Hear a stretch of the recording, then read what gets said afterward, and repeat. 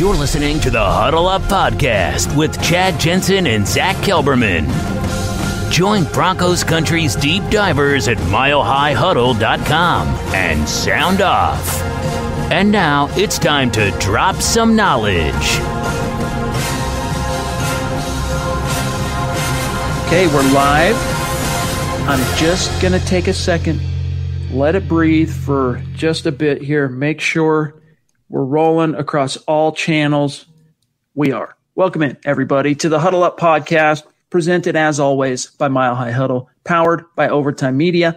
I'm your host, Chad Jensen, and with me, as always, is my partner in crime, my fellow football priest. You know him, you love him. He is Zack Kelberman. Zack, we were slightly delayed going live here tonight by about 10 minutes because literally right before we were about to hit the old go live button, DeMarcus Walker decided to tweet something extremely cryptic that required me to not only analyze it, required us to analyze it, I should say, but I had to get a quick story up on it because it had the ambiance, the feeling of something imminent coming. Let me just read to everybody here what he said from John sent me this.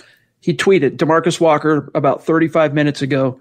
This is on the day the Broncos have already cut 8 players. We're going to get to that here in just a minute. Sometimes God's best gift to us is getting us out. Zack, what the heck does that mean?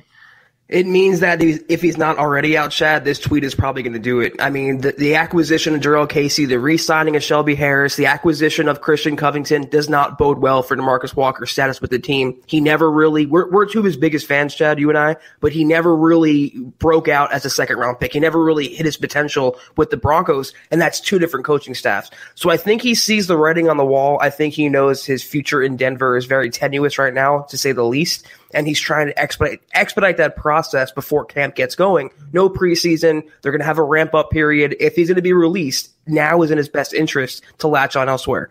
But I think he knows it's coming probably soon. It just feels that way, and it's kind of frustrating. In our defense, one of the reasons why we've maintained at least an optimistic kind of tonality with regard to DeMarcus Walker is even before last year when Vic Fangio got here, every time he'd been on the field, which albeit was not very often, but when he was on the field, he found ways with small sample sizes, small exposures to snaps to make an impact. He was always around the ball, harassing quarterbacks, he flashed. And then last year, early on in the season, it looks like he's finally found his groove. The right coach came in, the right scheme, getting the volume of looks, the volume of snaps. He produces 4 sacks and then promptly gets in the doghouse, and he kind of just disappears into the background, never to really be seen down the stretch in any kind of meaningful way. It doesn't really make sense. We don't know exactly what happened other than to kind of, it's apocryphal, it's buzz, it's rumor that he kind of has a sense of entitlement, right? That he's a little in love with himself, perhaps because of his production at Florida State. Whatever the case might be, if they do end up moving on from him, which it wouldn't be a complete shock as much as it would maybe disappoint you and I still would have the feeling, Zack, that there's a little bit of unfinished business there because he's got, he was a second-round pick of this team just 3 years ago, and he's going into a contract year coming off a career best, which I get it. It's not saying a lot, but he showed like he was a good fit for Fangio. Every time he's around the ball, Chad, he makes plays. Even going back to Vance Joseph's system, every time he rushes the passer, he ends up around the football. You can't teach that.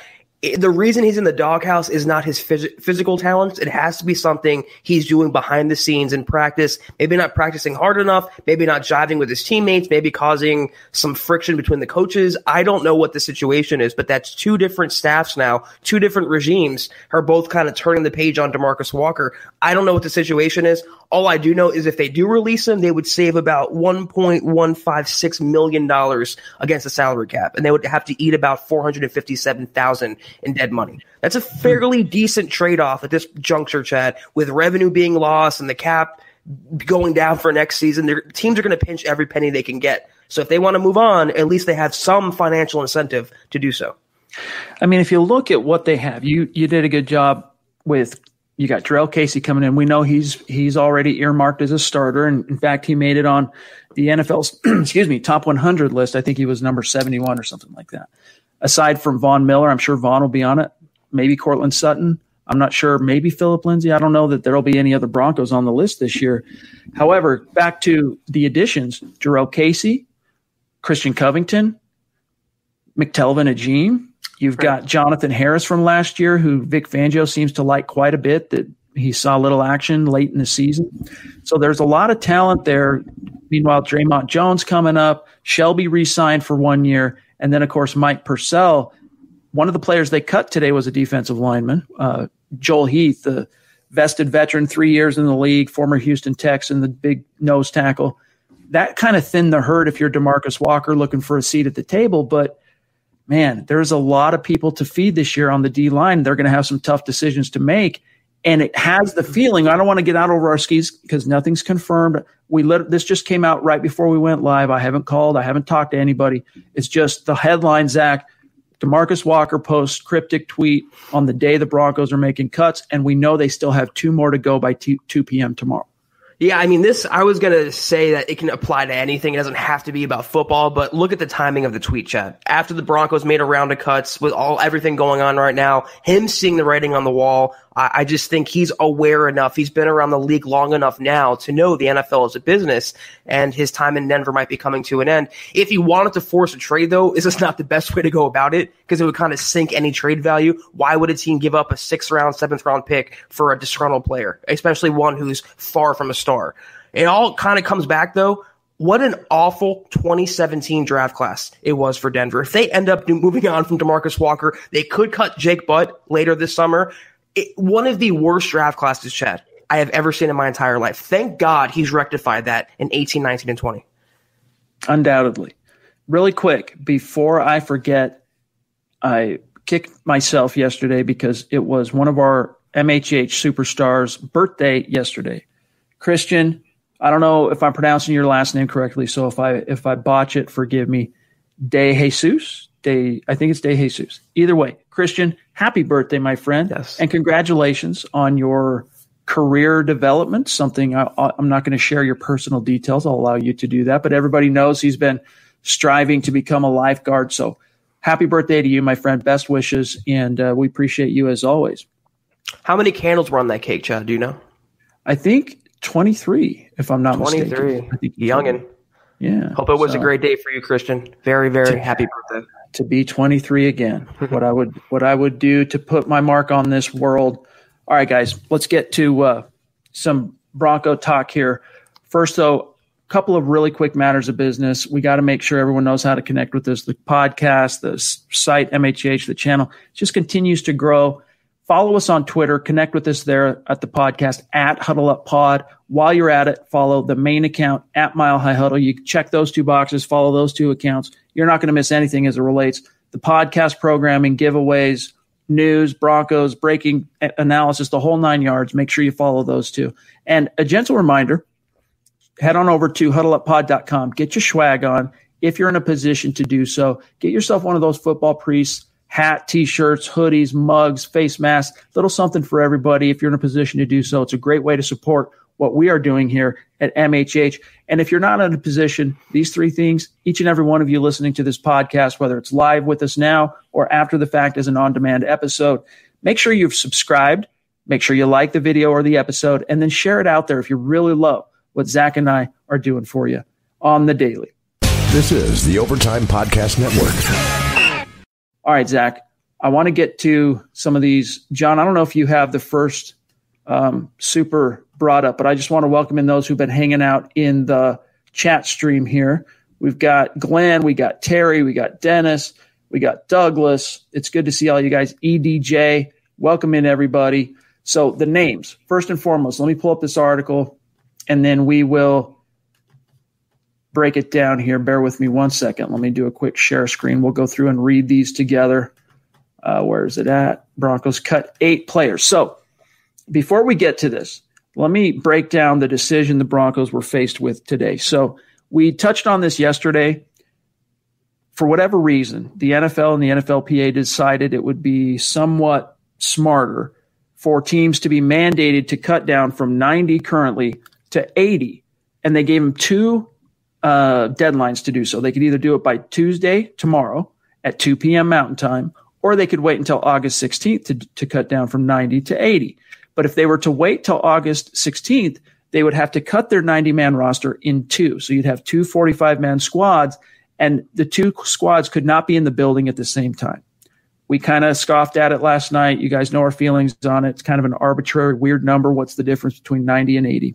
So unsurprisingly, most teams do not want to separate their teams. They're trying to create unity, and football is the ultimate team sport. So the Broncos, like most teams, they're going to go ahead and make those cuts now. They're going to make those cuts ahead of the Tuesday deadline, and that began today with 8 players. Here's who they released, or I should say, here's who they cut. One of them was a release.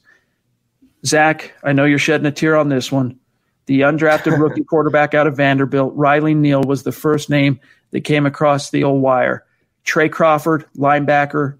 Kelvin McKnight, wide receiver. Khalfani Muhammad, which I know some fans are going to be very disappointed to see that name. Kahani Smith is a safety. Shaquille Taylor is a corner. Nico Fala is a center that we never really saw. He arrived as a waiver claim in late 2018 and then suffered a season-ending injury last summer in training camp. And then, as I mentioned earlier, the vested veteran, Joel Heath, the nose tackle. So as we get into this, and we want to, of course, we want all of your thoughts. Let us know in the chat stream how you feel about these, any questions you have. But what was your immediate gut reaction to this particular collection of names? Well, I was shedding a tear about Neal because it makes me look bad, Chad. I just predicted on yesterday's pod that he would last for a little while, but apparently they like Driscoll behind Drew Lock. They like Rippon as a project kind of developmental quarterback. The only other name that stood out to me, and like everybody else, is Muhammad. I thought he'd be around a little while to push for that RB3 spot with Royce Freeman, maybe with even Levante Bellamy. They must have not seen something that they like. I thought he had a lot of Phillip Lindsay in him in last preseason. I thought he had a lot of playmaking potential. He's fast. He can catch. He can run well. It's surprising, but you're going to have to deal with these rough decisions, these personnel decisions, because you have to cut down the roster in such an unspecified way, kind of out of nowhere. They want to get ahead on these cuts, and too many running backs in the stable. Got to release one. But other than that, that's literally the only surprise. These are all other Jags on the list. I got to be honest with you. I was excited to see what Shaquille Taylor could do with the Broncos. We never really got a chance to see what his offering might be. Kelvin, go ahead and put Mundungus back on, John. Let's grab him. We'll get to that here in a sec. Mundungus jumps in, bona fide superstar. Really appreciate you, my friend. Thank you. Our thoughts and our prayers have been with you and your family, and what's going on as you shared last night. We'll leave that up to you to discuss anything further, but really appreciate the super. He's got a question here, Zach. He says, would someone please explain to me, maybe rhetorical here, how we let Muhammad go but kept Jeff Hireman? WTF, John? I don't know. So Hireman, for whatever reason, it's not just because he's a third-round pick. Elway has a soft spot for Jeff Hireman. I don't know what it is particularly because, I mean, Broncos fans know what kind of impact this guy's made. He's about as average of a fifth-year, sixth-year tight end as there gets in the NFL, and he's getting paid over, what is it, $4 million and change, I think, for 2020. So he was a guy I expected if they were going to make early cuts before August 16th. I really did expect him to be one of the names, and there's still an outside chance it could be Hireman, one of the two names remaining between now and tomorrow at 2. But your thoughts here from Mundungus, seeing that Khalfani Muhammad, who joined the Broncos last year as a signee. I think he was a Giants 7th-round pick the year prior. Really flashed in, I wouldn't say he had quite like a Phillip Lindsay level impact that preseason, but still flashed, produced some explosive plays, and they kept him on the practice squad for a reason. Well, one thing that I noticed about this list, there's no veteran players yet, Chad. So obviously the Broncos don't want to have to make those cuts just yet. I can't explain Jeff Hireman. I think he should have been gone the moment they signed Nick Van Nett this offseason. They could have released him last year when they drafted Noah Fant. I don't know what it is. I don't know what kind of pictures Hireman has of John Elway and Joe Ellis, but they must be pretty enticing. I'm looking at the Broncos salary cap right now. They would clear, after dead money, over $3.2 million in cap savings. Clear. In their pocket if they would just release Jeff Hireman. I do not know what they're waiting for. He has no place on this roster. He has no future with the team. He's as Jag gets. So Mundungus, I am right there with you. I'm hoping it's going to happen soon, but the longer he's on the roster and these days go by, I just don't know anymore. There's one tight end roster spot up for grabs, best case scenario. I mean, Jeff Hireman no longer has any practice squad eligibility left. Pretty sure that ship has sailed. And we know that Noah Fant, Nick Van Nett, and Alberto, those three are locks for this roster, barring just a complete falling on the face of Alberto or Van Nett this year, which is this summer. It's just not going to happen. There's one spot if they choose to keep four. You got Hireman, who's in a contract year and being paid probably more than he's really worth on the open market. Jake Butt, if he ends up staying healthy, is the guy that you were dreaming about as a front office being your number 2 long-term tight end next to Noah Fant. And then you've got another draft pick in Troy Fumagalli that still you need to investigate in a perfect world what his upside might be and his impact. Andrew Beck, he made some solid plays for the team last year, proved to be very versatile, tough, and just freaking handy to have in a tight pinch. So of all those names, and Austin Ford as well, Hireman is the one that brings the least amount of sizzle to the table. He can catch the ball. I've seen him make a few like stud type of plays in terms of not like big plays where he's, going 80 yards down the field like Noah Fant, but catches a quick out and trucks a dude with a stiff arm straight to the ground. We've seen that happen once or twice, but nothing to really write home about. And if I'm not mistaken, I think they happened in the preseason. So of all the players, Jeff Hireman, I guess they're just holding on for dear life, Zach. They're just putting off that decision until they absolutely have to because he's one of John Elway's boys. I can't remember if it was 2017 or 2018, but he had a long touchdown catch against the Colts. It was a primetime game. I can't remember. That was the only play that 17. ever stood out to me. 17 in the Jeff Hireman, era.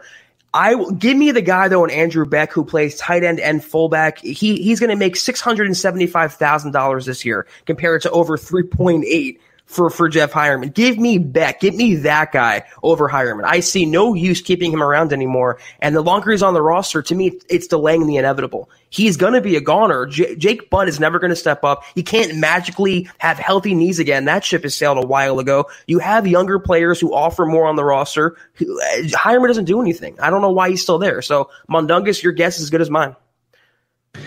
Speaking of Christian, he jumped in on Super. Really appreciate that, my friend. And again, happy belated birthday to you. He says, hey, guys, going out to dinner with my family for a late birthday. Just wanted to show some love. Well, happy birthday, man, and give our best to your family. Yeah. Celebrate it. Have yourself a good dinner. Steve jumping in on Super Chat, one of our superstars, that, he's excited for Wednesday. We're looking forward to talking with you. Yep. We'll be in touch. We'll DM you exactly kind of the process and what to expect, but it's no big deal, man. You're going to be on the podcast with us. You've seen how we do it. We're just going to be talking Broncos, talking football, like three dudes at the water cooler or sitting at the bar at happy hour. It's no big deal. It's going to be a gas sack. Yeah, and Steven's hit us up on Twitter multiple times, Chad. I know he's so excited. I know we're excited. These Super Chat Superstar Wednesday series, these little segments we had, are becoming wildly popular, and we love giving back to the Broncos fan base. We love interacting with the Broncos fan base, putting faces to the names and voices to the names. Steven, we're both very, very much excited to talk to you on Wednesday. This is the Overtime Podcast Network. Absolutely.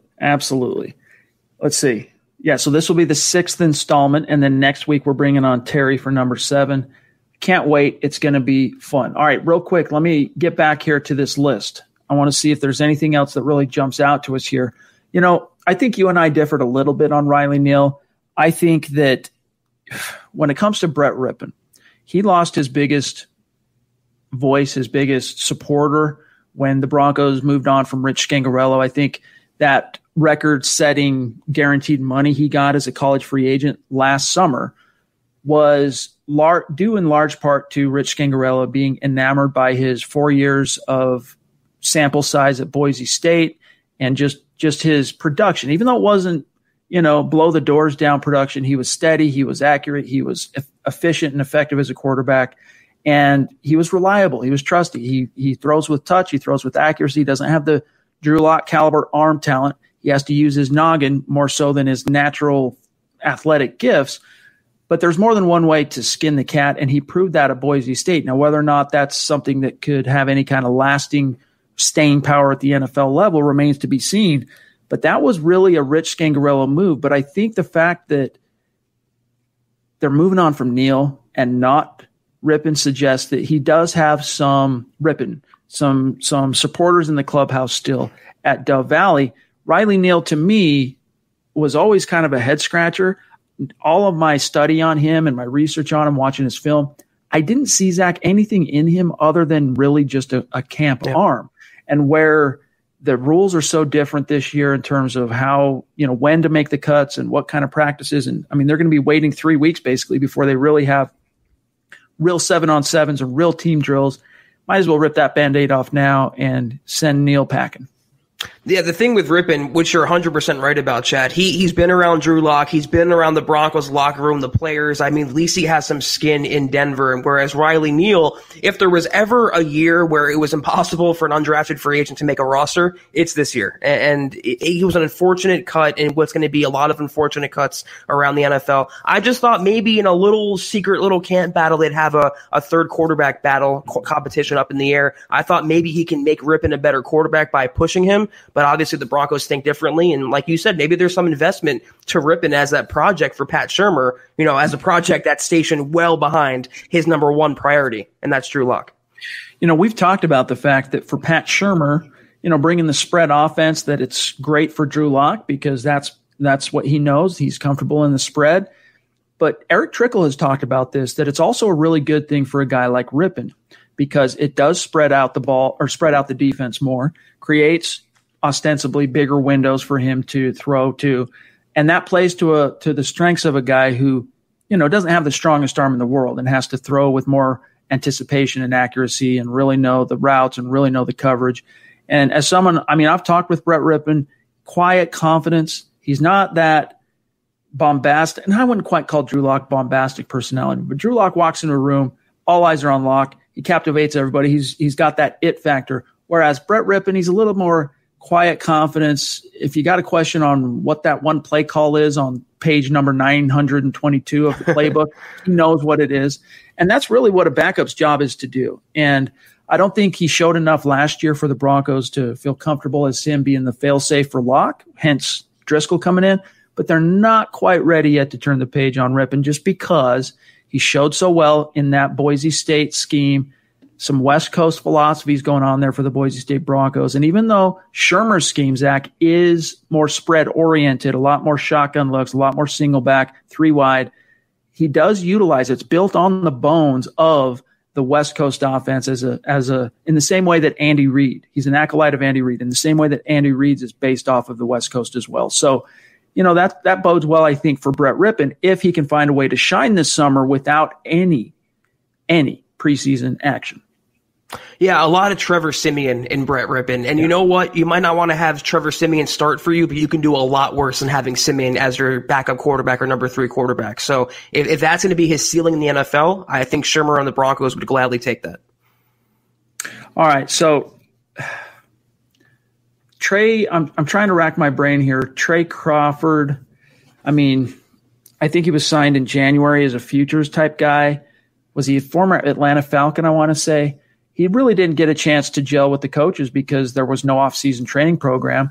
He had virtual meetings and virtual team stuff, but nothing on the field with his coaches. Today, Monday, was the first time coaches in that building got any kind of a chance to get hands on a player in the calendar year of 2020. So for a guy like Trey Crawford, who came in and was gone just like that, there was no opportunity for him to build a case for himself with absolutely no offseason whatsoever.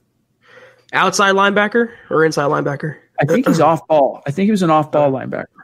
I was going to say, if he's an OLB, he had no shot in this depth chart. And even an inside linebacker, Justin Sternod there. They have Hollins who can play inside. They have Davis. They have Johnson. They have some younger guys that they like in that position. And like I mentioned earlier, it's really hard in a normal year for an undrafted free agent to crack the final roster. That's why it's so amazing what John Elway has done year in and year out, finding not just starters, but star players as undrafted guys. This year, it's damn near impossible. No practices, no training camp, just a 3-week acclimation period, and then a padded practice. And then the regular season's around the corner. So it sucks for Crawford, sucks for these guys, but that's the nature of the business in 2020.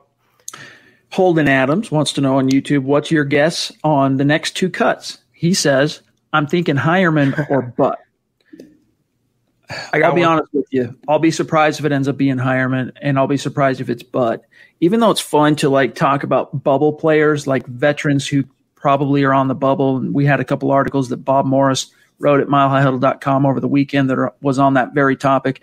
The reality is this time of year, it's usually those back 5% guys at the bottom of the roster that are on the outside looking in. So unless it ends up being a guy like DeMarcus Walker with that cryptic tweet where they're just ripping the Band-Aid off now, I do expect it to be someone that's, futures type, practice squad caliber type guy. Everyone else, they want more time to get an evaluation in. I'm going to go Kyle Peko, if only because the Broncos historically have cut him over and over and over again. They don't really need another defensive tackle. They have plenty on the roster. The next cut is going to come from a position where the Broncos just don't need that guy. I'm looking at the depth chart right now, this 90-man depth chart. Jeremy Cox, fullback. They might not even carry a fullback. So to have 2 on the roster right now is excess. So either Peko, and this is just a blind guess on my part, Peko or Jeremy Cox will be among the next round of cuts fairly soon. Too obvious. Yeah. I mean, I would not bet against that myself. Peko, I've never understood why the Broncos keep bringing him back. I've never seen it. I mean, he was okay at Oregon State, but other than the fact that he is Domata Peko's nephew, I want to say, or is it cousin? Cousin, yeah. But blood relation. I've never really understood what the draw is for Peko, although with Joel Heath getting the boot, they do need someone with some girth for nose tackle. I mean, they've got a bunch of 5-tech defensive ends. You got Shelby, you got Jarrell Casey, you got Covington, you've got Draymond, you've got DeMarcus Walker. Behind Mike Purcell, the only guy that's got enough heft to really plausibly hold down the nose and be that pivot is Kyle Peko. So I don't know. I've never understood it, but at the same time, you don't really, because you released Heath, you don't really have a backup nose tackle now. I mean, God, I'm willing to even roll with Ajim as the backup nose tackle behind Purcell. I mean, he has the weight for it. He can add, he can bulk up. I just will not keep around Kyle Peko because, like you said, Chad, he's not Domata. He's really an average, ordinary player who's never really shown me much. I don't know why he keeps coming back to Denver. It's like a certain illness or a rash they can't get rid of. All right, guys. Let's grab this here quickly from Kenneth. He says, did you guys see that the 11 Miami Marlins tested positive? Yep. They had to cancel their game. We did see that. Again, if you guys have not checked this out, it's up if you go to milehighhuddle.com right now and go to the click on the community tab. It's 2 or 3 posts down. There's a video there that I posted that's from the Broncos website that follows Bradley Chubb through the entire new process that they have just to enter the building, whether you're a player or a coach. But this in this case, it's following a player from the test to all the fail safes and the protocols and the social distancing and the upgrades and the different things they've done. It is exhaustive and it is comprehensive. And then today, Zach, Patrick Smythe, I mean, this shows you the detail that these teams are putting into place. The PR director in Denver, Patrick Smythe. Let me see if I can find this really quickly without bogging the pod down too much. 1 second. This is going to be worth the wristband thing. Yeah. Okay. It's really cool. So I am going to really quick here. I'm going to do a share screen so you guys can see this because I think some fans are having some anxieties now with what's happened with the Marlins. Let's go ahead and exercise those demons. We are your football priests. That's part of our duties here. So check this out, guys. This is from Patrick Smythe today. Denver's PR czar. He says, quote on Twitter, starting today, every Broncos player, coach, and football staffer will wear Connexon safe zone tags around their wrists for social distancing warnings and contact tracing information. So the point being for this, I can only assume, I haven't really researched it completely yet, but it's just another piece of the puzzle that shows how comprehensive their plan is. That if, let's say, Brett Rippon walks in, gets his daily test, and comes up positive, well, they're going to utilize the information of it's like a tracking thing, basically, right? Like how your phone pings the satellites and can tell, like, if detectives, if you're being investigated for something everywhere you've been. Similar to that, this can tell the team and the medical staff if they have reason to research it or to deduce it for contact tracing purposes, who you've been exposed to, who you've come into contact with, in an effort to batten down the hatches and minimize any kind of further infection or risk to infection within the club. Zach, I'm telling people this because there's no perfect system, all right? There's no perfect way, even the NBA with the bubble. I mean, I've heard some things about just what's the word? Dating proclivities, okay, that they've tried bending the rules. Even in a bubble, which so far so good for the NBA, even in the bubble, if a player wants to break protocol or go against his CBA and do something risky to invite it in, they're going to do that. And there's nothing these leagues can do to completely forestall it. So you have to have a plan for after the fact, Zach. You have to have a plan. What are you going to do when someone walks in with a positive? And I think the Broncos at this stage have done about everything you can think of from a preventative measure and then also from someone tests positive, now what perspective? Yeah, you're never going to curtail the CV completely, Chad. You're never going to have 100% success rate in battling this issue. And a bubble wouldn't work in the NFL. They would need about 4 or 5 different bubbles. It's not the NBA. It's not hockey. They can't do that in this sport. The Broncos have been out on Front Street, Chad, every step of the way. They've been cutting edge. This is one thing I really like about them. They are always ahead of the game in these issues with everything they do, not even just for safety, with everything they introduce. It's always so sound. It's always so cutting edge, top of the game. I want to say, though, about the Marlins issue, there's a little overreaction. I feel like, yeah, it's bad for the sport. Yeah, it's irresponsible that those players were allowed to play, and it's bad for business. But these guys now, same as the NFL, they're being tested every single day, sometimes multiple times every single day. With more testing comes more cases. This is just a fact and a reality. So everyone's up in arms. Cancel baseball, cancel football, cancel the world. It's going to happen. You're going to see more and more positive results in the NFL over the next week and 2 weeks. It doesn't mean they're going to shut down the sport. They're going to keep playing, but these overreactions, Chad, the hand wringing, the pulling out the hair over every little piece of news that pops up, it's not great, but it's very, very much anticipated. None of this, to me, was a huge surprise. This is the Overtime Podcast Network. No, not at all. And I mean, even like in the case of the Marlins, you quarantine those guys. Maybe you can't play short term. You reschedule it as doubleheader later on in the season. Like, there are ways to get it done. Again, getting back to the whole panic-stricken, fear porn aspect of this, we want sports to happen. There's a way to get around it. There's a way to make it happen. But part of it, too, is I'm not saying be blind to reality. I'm not saying being blind to data. But people need to try and have some optimism here. People need to try and have that mindset of find a way, make a way.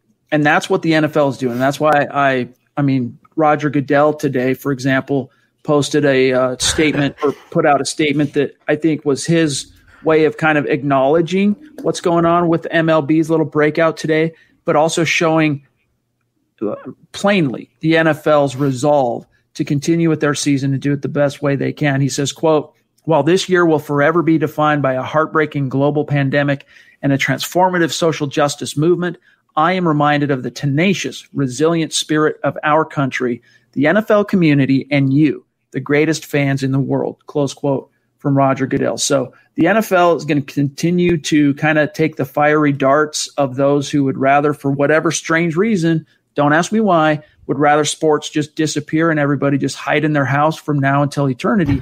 The NFL, they're going to stand up and take those fiery darts. And I think they're going to end up kind of paving the way for some innovations that if this thing, let's say the V word doesn't come soon enough, I think I can say that actually, vaccine doesn't come soon enough, they might be setting standards and creating new protocols now, Zach, that all the leagues can follow in times to come. Yeah, translation from Goodell's statement is, pandemic or not, the show goes on. Business has to be done. The games have to be played, and we're going to continue pushing through until we can't push through anymore. And you know what, Chad? I've been one of Roger Goodell, I'm sure you have as well, his biggest critics. He's done a lot of crappy things for the sport over his reign in the NFL, but this can redefine his legacy in the game of football. If he emerges from this pandemic and the sport survives, and it's the only sport that has a mostly intact season or a mostly profitable season, they're going to look to him, just as you said, as the new deity among commissioners in the sports world. I mean, he can really redefine a lot of things, socioeconomic, sports-wise, business-wise. It's on his shoulders right now. And you know what? I understand player safety. Obviously, that's important. These players have families. They have friends. They're people. But the NFL is going on. They're too big of a business. People are too invested. And he knows his consumers, Chad, they need this. We talk about it all the time. We need this escape. We need sports back in our lives. We need football this fall to look forward to. And he realizes that, whereas other commissioners like Adam Silver just pander to the players. If one thing Goodell hasn't done is pander to the players throughout all this. Look, I'll be honest. He's easy to hate. He's the commissioner. The pejorative Ginger Hammer, as he's known, right? I have actually been very impressed by the way he's managed the CV crisis as the commissioner of the league. So I'm going to tip my cap to him in this case. I'm going to give him credit where credit is due. Derek Green jumping in, bona fide superstar. Really appreciate you, Derek. Thank you. By the way, I didn't hear from you yesterday. You got to send me that email. Go to the website. Just pick out what you want. You don't go through the shopping cart or buy anything. Just tell us what you want from huddleuppod.com, merch-wise, swag-wise.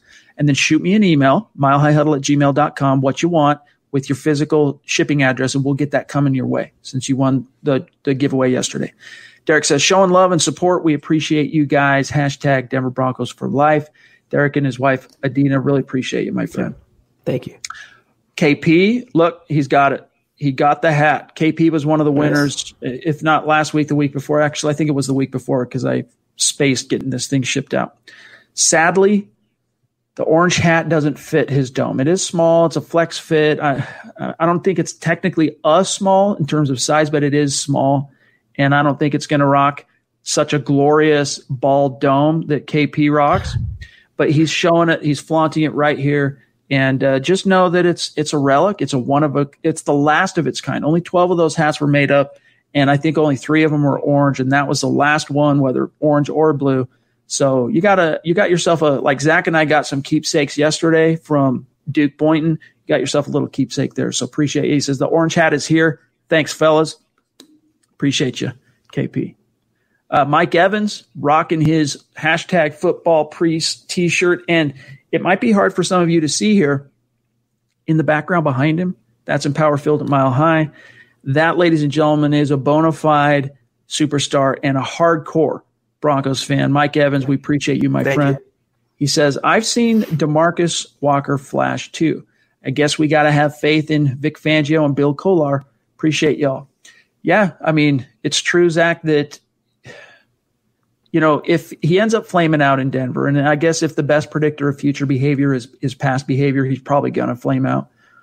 But it's not for lack of potential. That dude has the physical ability and just that knack for making plays in the league. Whatever he's lacking, it's between the years. It's somewhere on the character spectrum more so than I think even like football IQ or football smarts. It's just something's missing in the equation for DeMarcus Walker. And I wish I could tell you exactly what it was, because the Broncos needed to get something out of that second-round pick more than just 6 sacks over 3 years. Yeah, DeMarcus Walker is afflicted by what we know as Paxton Lynch syndrome. It's just he has the physical talent, he has the upside, and never put it together. And that's just what it's going to be for him in Denver. And I would doubt Fangio's decision here if he does cut him, but this is 2 coaching staffs now. It's Vance Joseph and it's Vic Fangio. But Bill Kollar has been the line coach through both, so maybe he doesn't get along with him. And if you don't cut it with Bill Kollar, Chad, you're not going to survive in Denver. It's simple as that. Absolutely. Absolutely true. Most of his pupils, Bill Kollar, clash with him at first and then grow to love him. There's been 1 or 2, though, that just can't find that common ground. He's like a drill sergeant. WE jumping in on Super. Appreciate that, WE, very much so. Are you guys worried about the season? Excuse me. Are you worried about the season after what has happened to the Marlins and Major League Baseball? I'm afraid a bubble is the only way that we could have a season. Zach, I'll tell you, I'm not worried about it. I mean, it's define worry. Am I concerned? Is it something to be aware of and to monitor closely? Absolutely. Am I sitting up at night in my bed, shaking back and forth, worrying about it? No. And I'm a worrywart. Like, I do worry a lot about things I probably shouldn't. The old idea that, if you can't, if you can't change it yourself or whatever, I can't remember the phrase. I just had a brain fart on it, but you're not supposed to worry about it. I'm not a guy that easily can just shuck those things off. If something's on my mind and I worry about it, I really worry about it. This isn't something I'm worried about, okay? It's something to be concerned about. If anything, Zach, I think the NFL needs to come up with a more comprehensive plan, fail-safe wise, for the quarterback situation, because I think they can find a way to have a rash of outbreaks in almost every position group and still get by for 2 weeks. But the quarterbacks, and I don't know what the perfect solution might be, other than Zach actually quarantining quarterbacks completely from each other and from the team. Other than that, I think you can overcome every obstacle that this thing can throw at you, especially with how comprehensive. I mean, the Broncos are one of 12 teams that have received their approval from the NFL for their infectious disease, changes and protocols and things that they did. And they've been lauded by the Colorado State Department of Health. I mean, they've done a great job. I hope the other 31 teams will. Yeah, I guess 31 teams. I was going to say the other 11 teams, too, are up there with the Broncos having already been approved. But I hope the other 31 teams can kind of follow what the Broncos are doing. Because I haven't seen another team with as comprehensive a system here as the Broncos. And I think if that could become the new normal until we get a vaccine, the NFL is going to be okay. I have so much respect for what Bruce Arians said today, Chad, and he was very blunt and he was very honest. He said everyone is going to get sick. And it comes to managing that. It comes to varying the degrees of the infection. It comes to quarantining where possible. But that's the unfortunate reality. And that's what I was talking about with the Marlins. The more testing, the more cases. The more people around these athletes, the more positive results you're going to get. It's inevitable. I wouldn't want a quarterback room to be wiped out, though I don't see a bubble being viable. I don't see a quarterback quarantine being viable. You have to roll with the punches. Every team knows. 32 teams sent in plans for this season. Every team knows the stakes. It's just like snapping an Achilles or tearing an ACL. It's part of the game this season only. So if it happens, if a quarterback room gets wiped out, it's crappy luck. You got to move on. You got to find a quarterback. You got to find a way to keep winning. It's not ideal. It's not fair. But you know what? Life isn't ideal and life isn't fair. And this CV, Chad, is certainly not fair. It's not fair, but it's also not the end of the world that it's being made out to be in the media. Adina jumping in as well. Really appreciate that, Adina. Thank you. She says on Super Chat, so excited we won the drawing yesterday, and I want a shirt for me, and I'll wear it for us. Love you guys. Thanks for the love. Okay. Do we have more than one female T-shirt? Female. I think it's only one, yeah. Okay, so we just need to know the size. Just shoot us an email. We need your address, and we'll get that out to you. So milehighhuddle@gmail.com. Adina, really appreciate it. And then, as always, when you guys win a giveaway, or if you order something off huddleuppod.com, we love it when you send us a selfie and we can shout it out there and show you some love on social media and kind of just hype it up. It's good for us, good for you. Appreciate that, Adina. John, where let me check something. Let me see on my side. Do you got Jeff? Bear with us one second here, Broncos country. There he is. My chat stream did a jump, so I'm currently thankfully we have John on top of things, Spawn a Beast, and we can actually put the super chats on screen. Jeff C., who's been with us a long time, great listener, great member of this community, superstar. He says, it's exciting to see how the Broncos will fare with all the new players. We hopefully are going to witness the rebirth of an explosive Denver offense.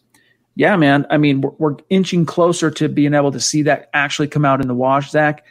Brian Billick, who was the architect of one of the all-time most notable missing ring teams, the 1998 Vikings offense that should have gone to the Super Bowl 33 to play the Broncos, but just picked a bad day to have a terrible game in the NFC title game, and it ended up being the Falcons that went.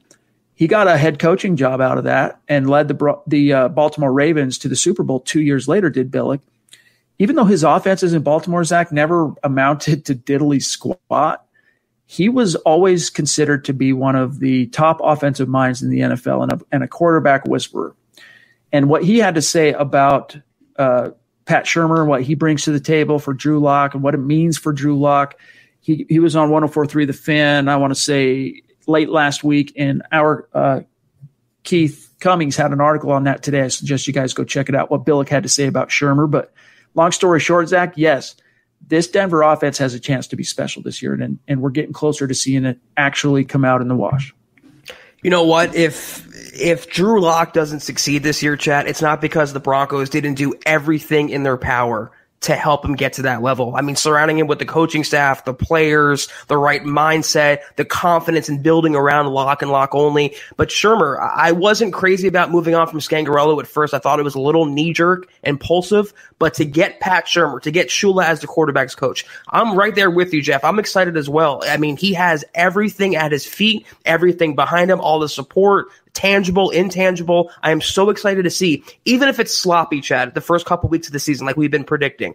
I'm so excited to see what Drew Lock's career arc could look like when it's all said and done with Pat Shurmur calling the plays and this supporting cast catching passes.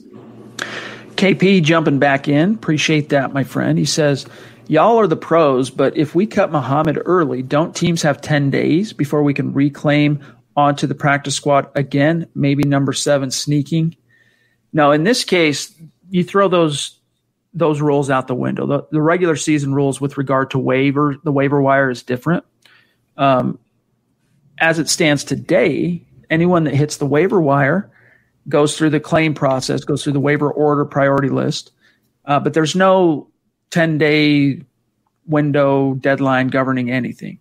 And so in the case of Muhammad, I mean, there is no practice squad right now because there's no 53-man roster that's been formed. So they're cutting down to 80.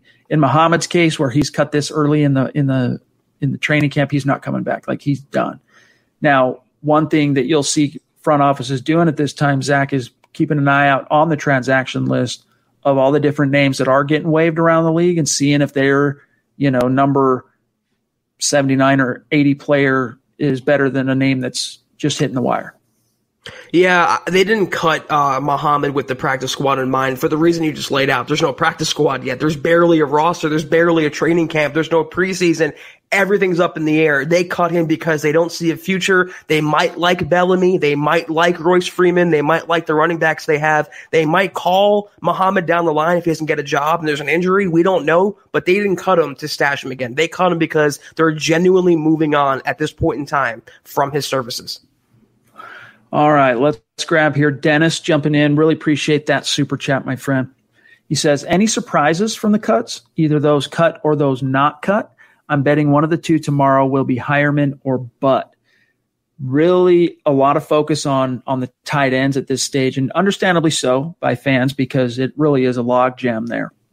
It's a who's who of former John Elway draft picks on that depth chart, but no real surprises. I mean, disappointed to see Muhammad go. Honestly, I would have probably guessed that Cox would have been the one. If they were going to waive a running back early, I would have guessed that it would have been Jeremy Cox if you had asked me that yesterday. So in that sense, Muhammad was a surprise, but he wasn't a shock. It's not a shock to see a practice squad level guy go at any point. However, Joel Heath was a surprise to me just because who do you have as a bona fide depth nose tackle that actually has the size requirements to be that pivot? Pecco's really the only guy that has it. As you said, there are other guys you could pigeonhole into it, but they have to put on weight. They have to learn a new position. The nose tackle demands are different than the 5-tech demands. It's just a different animal. So I was a little bit surprised to see Heath, but none of them were complete shocks, Zach. Right. Yeah. I mean, Heath, he could have stuck around, but like we mentioned, they have just an enormous logjam along the defensive line. They don't know where some of these players are going to play just yet, if they play at all this year, like Ajim. Muhammad was a surprise, but on the other hand, they have Freeman, they have Bellamy, who they like. They have Lindsey and Gordon. That's not a total shock. I wasn't, grabbing my hair in total surprise. None of these cuts, Chad. There's a reason why these are the first wave, and every first wave of every year, it's always the bottom of the barrel guys, the jag guys, the guys who have no future. It's unfortunate, but that's just the way it is. I hate to say it. It is the way of the world. Zach's Web Design jumping in, one of our superstars in the community. Yes, really appreciate you, my friend. He says, just because I want to, thank you for being such passionate, wonderful people. Aw, shucks. Thanks, Zach. Appreciate you, my friend. And we look forward to seeing in its final form what you are working on behind the scenes. We'll talk more about that down the road. It's a little bit of a surprise. But thank you, Zach. Terry, north of the 49th parallel, up in Canada, proving, as always, that Broncos country is not a geographic location. It is a state of being. He says, beautiful day in the backyard, cold beer, and Broncos. Can I ask for more? Hashtag football priest, hashtag state of being. Now, that's a perspective that I can get behind. Appreciate you, Terry.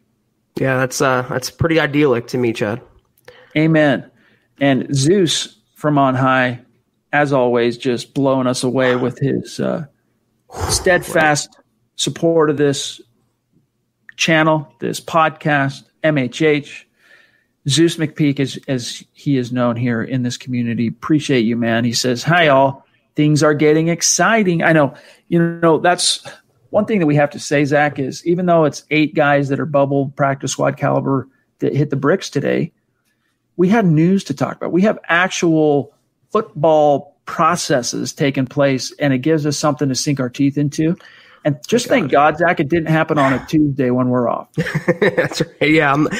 Tomorrow, Chad, I can't wait to find out that, they trade Von Miller, they trade Justin Simmons tomorrow. Something's going to happen. But no, yeah, Stu, you're right. I'm so happy. Football's around the corner. We have a training camp. The NFL worked it out with the union. Things are getting going. Things are ramping up. The fact that players will be in Del Valle this week, they'll be in the facility this week after 4 months of the worst non-sports related, issues going on, everything. It's been a blast talking real football, Chad, and not the same CV related topics over and over and over.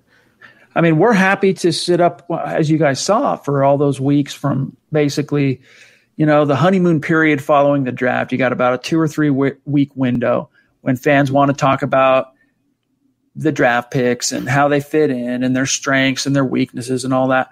But when that bloom falls off the rose, traditionally you got a couple of weeks of downtime. Then it's rookie minicamp. Then it's OTAs, and you're kind of back into a swing of things. And then you get a 6-week break after the third phase of OTAs, where it is the dead time on the NFL calendar before training camp, where fans, the surface level fans, kind of tune out. And that 6 weeks for us, because of CV this year, has been almost 3 months. And Zach and I, we don't say that we're not crying any rivers over here. We're not asking you to feel sorry for us. We love sitting up here when there's nothing happening out on the grass and talking Broncos, talking football, engaging with you guys in the community and talking about future considerations and what we're going to see and just spitballing the whole thing. But it's just really nice when we actually have something to sink our teeth into.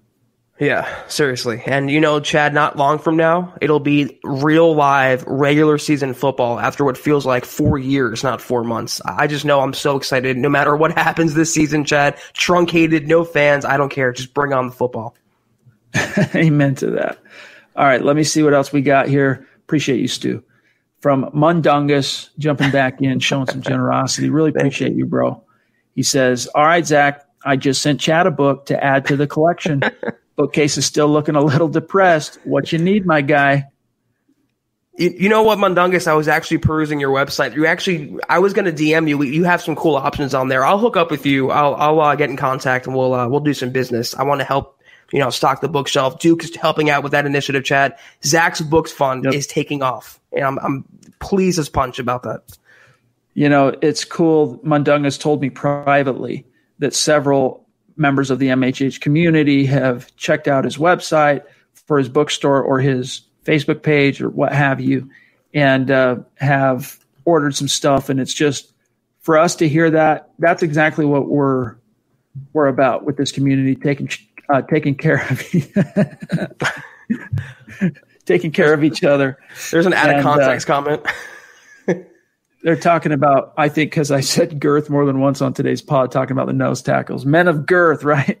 They're riffing on that a little bit, having some fun, and I don't blame them. But listen, Mundungus, it's cool to hear that members of the community are patronizing your business. And that's what we want to do, man. If you guys have a business, let us know what it is. And if you got a site or something, as long as it doesn't, as long as it's family friendly and it doesn't have to do with certain things that aren't family friendly, we're happy to share it around and get you some eyeballs and do what we can to help you out. All right, let me see where we at. We're at 54 minutes. We got a little bit of time left here. Bear with me 1 second. Let me scroll up here. Just speaking of one, there's one I haven't seen for a minute. Discount Audio and Wheels, DA Dub, jumping in. It's been a minute, my friend. Good to see you. Yeah. Thanks, as always, for your generosity.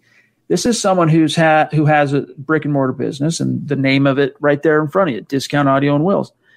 If we had a website for you, my friend, you should DM me if you're on Twitter, or shoot me an email, or put it in the chat stream. We'd be happy to help you plug that and send some business your way, some eyeballs your way if we can. He says, "What's up, fellas? Can't wait for the season. Would you consider bringing in more vets on the team to help, since there's no preseason games and we have to start fast and groom all the young talent we have?" Right now, Zach, the pickings are slim. Aside from corners and tackles, which we've flogged that horse beyond death. I mean, that horse is dust now. What really, from a veteran perspective, I mean, do you just add a veteran to add a veteran? Unless it was a kind of proven off-ball linebacker or a corner or tackle, I'm not really sure you just add veterans to add them. There's plenty of veteran leadership in this, even though it's a young roster. Don't get me wrong, DA Dub, it is a young roster, as you say, but there's some veteran wherewithal in that locker room, Zach. I would not add a veteran to the roster that's on a tackle or a cornerback or maybe a safety. I'm right there with you. I wouldn't add a veteran just to add a veteran. I think the Broncos roster is really mixed well with veterans and young players and rookies. I would not tinker much to it, but I would like to have more veteran presence at certain positions, offensive line and the secondary being those two. Okay, let me just quickly see here. Excuse me. Do you have Dave, John? Okay, we'll grab Glenn. See if you have Callie Dave as well. It did a jump on me too. Glenn jumping in, bona fide superstar, the man with just the most bad A. I know if it's in the Bible, I tell the podcast host that if it's in the Bible, you can say it live on the podcast. But sometimes I got to be careful. I don't like cursing. But this man, Glenn Hauser, has the most badass man cave, Bronco man cave I've ever seen personally. Appreciate you jumping in on Super Chat. As always, Glenn, he says, how did we possibly get Jarrell Casey for a 7th round pick? Ranked 71st best player in the NFL vote. His highlights are insane. Hashtag state of being. Happy birthday to Christian. You are a sweetie Pete. Thanks, Glenn. I agree with you. It doesn't make sense. And that's why even Jarrell Casey, Zach, he was pissed. He had that interview. I can't remember now who the source was who interviewed him, but he talked about how much it hurt him and angered him. Not just that the Titans basically sold him down the river and traded him. This is where he's been since 2011, but that all he could garner was a 7th round pick. Are you kidding me? And I think he's going to prove really quickly that he's worth a heck of a lot more than that. Even though he's on the wrong side of 30, he's been to 5 consecutive Pro Bowls. I can justify it kind of by saying that the Titans have Jeffrey Simmons on their roster who they're really high on, and they wanted to kind of salary dump Jarrell Casey's contract on the Broncos or another team. That's the only reason I can think they'll be taking anything they can get for Jarrell Casey, a 5-time Pro Bowler. What an amazing acquisition, though, by John Elway to pounce on that, to identify Jarrell Casey as a player who's on the block, identifying a 5-time Pro Bowler who gives Denver something they haven't had since Malik Jackson, an interior disruptor, a pure pass rusher from the straight up the middle in that defense. I don't know how he did it, but it's one of my favorite Elway moves of his general manager tenure. Okay, I agree. It was definitely a boss move. Okay, so we're gonna grab here. I got to put him in the old-fashioned way because the stream on Dave jumped both for me and for John. Dave Darlington, you see his picture there. His super chat. You're just showing some love. Jumping in, got in late. We'll watch the full pod later. Appreciate you, Dave. And you are a bona fide member of this community, and we are happy to have you. Let's see, where are we at time-wise? We're at 58. John, do you have, let me see here. I've got, oh no, we're good. We're good. KP, he says, jumping in on Super Chat again. I am a biochemist. I have the vaccine. Can I test it on Mahomes and Gruden? How about Chris Harris Jr. while we're at it? Yeah. Let's include the Chargers in there. By the way, since you brought up Harris, it made me think of the Chargers, and that made me think of Keenan Allen, who has to be the most diluted wide receiver in the NFL. Like, I get that he is, you can argue he's underrated, okay? But to say that he's better than Mike Evans, to say that he's better than Chris Godwin, I got into it a little bit today on Twitter, kind of arguing over NFL top 100 rankings and stuff like that. That dude is just delusional. He proved himself to be a kind of an ass over the years, and the way he would bicker with Chris Harris Jr. about, Chris can't guard me and he's not worth my time. Meanwhile, one's been to multiple Pro Bowls, one's got a world championship ring, and the other one's, finishes about every other year on injured reserve. Talk about a hashtag ice up, son. That's something that Keenan Allen needs to take to heart. But I don't know if you saw that today, him getting into it with the Bucs wideouts.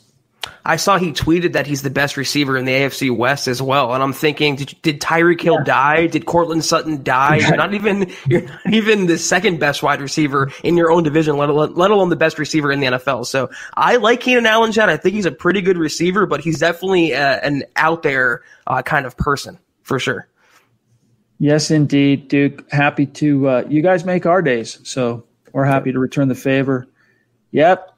Hashtag girth. It has become a thing in the chat stream. Put it on a t-shirt. Right. Let me see here where we're at. I don't want to leave anyone out in the cool. We got bona fide Mark Langley jumping in. There he is. Showing up, 11th hour, checking in. Appreciate you, my friend. He says, just wanted to say what's up, my guys. I'm going to bed. Have a good night. Hashtag football priest. Hashtag huddle up pod. MHH. He does have to get up early from what I understand. So, hitting the hay. You got to get those Z's. You got to get in that beauty sleep, right, Mark? Good to see you, Mark, though. Thank you. As always. I didn't even see this, Mundungus. I didn't even see this, so you got it, buddy. And I think John took care of that as well. All right, let me see what else we got here. Bear with me 1 second. We're running out of time. Okay, I grabbed DA Dub. I think Chris, I'm missing Chris is the only one I think I'm missing. Bear with me. There he is. Appreciate you, my friend, jumping in with a $10 super chat. He says, what did I miss? Hashtag girth, apparently. Hashtag click those little thumbs up. Hey, it's locker room talk, baby. What are you going to do? Appreciate you, Chris. Eclipse, Stormborn, jumping in. Bonafide superstar, rocking the football priest tee. Watched Silver Linings Playbook, fell asleep on it the first time, but was pretty good the second time around. Hashtag state of being. It's one of my favorite movies. Like I said, it's like a drom-com or dramedy, whatever. Anyway, I think it's great. It's got just enough of a football aspect to the plot that, and especially if you're in Philly. I mean, whether you're even though Eclipse is not an Eagles fan, as we know, he's a big time Broncos fan. He lives in the culture that is the Philadelphia Eagles fanhood, being in Philadelphia, and I'm sure it's something that he could relate to. So I'm glad you got a chance to see that, my friend. All right, John, am I missing anybody else as we get on the wrong side of the 1 hour mark here? I don't think so. Nope, I am. Right here. Terry, jumping in. Hashtag Zach's Book Fund. It's getting there. It's getting there. We're going to populate those bookshelves, and he's going to read them. He's going to actually read those books. We talked about starting and it's not going to be anywhere near as boring as it sounds, but we talked about having a book club segment once a week, and we are working on getting those ducks in order, getting on the same page of reading the same books, so that when we have our segment, we're both speaking about a chapter or a part in the book or whatever segment that we've both read and can talk about. And they're only going to be topics that are Bronco related, or in a general sense, if they are NFL related, have some kind of something to do with the Broncos or implications on the Broncos. And trust me when I say it's going to be good content. But again, we got to get out of here for tonight. Thank you to each and every one of you for joining us here tonight. We got to give a mile high salute to our Super Chat superstars who day in and day out are just so generous and passionate and outgoing in their support for MHH. And we appreciate each and every one of you more than we can say. Make sure, guys, you are following the podcast on Twitter at HuddleUpPod, also at Mile High Huddle. And whatever you do, make sure you're following my partner here and fellow football priest, Zack Kelberman, on Twitter at Kelberman NFL. And you can find me at Chad N. Jensen and John Buonabeast himself at John K. MHH on Twitter. Look, we're off tomorrow night, but we'll be back in the saddle Wednesday. We'll have Steve Baumgartner on for our 6th Superstar segment. We look forward to that. And I'm sure Zach will have a lot more to discuss between now and then. Broncos got 2 more guys to cut, plus whatever happens with camp, plus whatever happens with any potential positive tests, because the veterans report tomorrow to begin their first round of the test. Just to remind everybody, every player, so when the vets report tomorrow, they get their first CV test, and then they have to immediately go home and self-quarantine for 3 days. Then they come back on that 3rd day, Thursday, Friday, Saturday. On the 4th day, So what would that be? Wednesday, Thursday, Friday. So then they come back Saturday for the 2nd test. If that one also is negative, then they can actually walk through the doors of Dove Valley on Sunday. So when we come back Wednesday, there could be news if there are any positive tests on that first go-round, Zach. We might have to analyze what those implications are. But it's going to be, we hate taking a day off, but sometimes we need it to recharge, keep those batteries nice and freshly charged for you guys. And I'm sure us being off tomorrow, there's going to be major breaking news that comes out, Chad, that we're going to have to wait till Wednesday to tackle. But regardless, we'll have something to talk about. We're talking to Steven Wednesday. It's going to be a great show. We'll see you guys then. Yep. And building the Broncos tomorrow night. Don't forget Nick Kendall, Carl Dummler. I'm sure they'll have something juicy for you guys and a nice deep dive. So stay tuned for that. But we'll catch you on Wednesday night, 6 p.m. Mountain, 8 p.m. Eastern. Again, sorry for being a little bit late tonight. You guys understand. For Zack Kelberman, I'm Chad Jensen. We will talk to you Wednesday. You've been listening to the Huddle Up Podcast. Join Broncos Country's deep divers at milehighhuddle.com to keep the conversation going.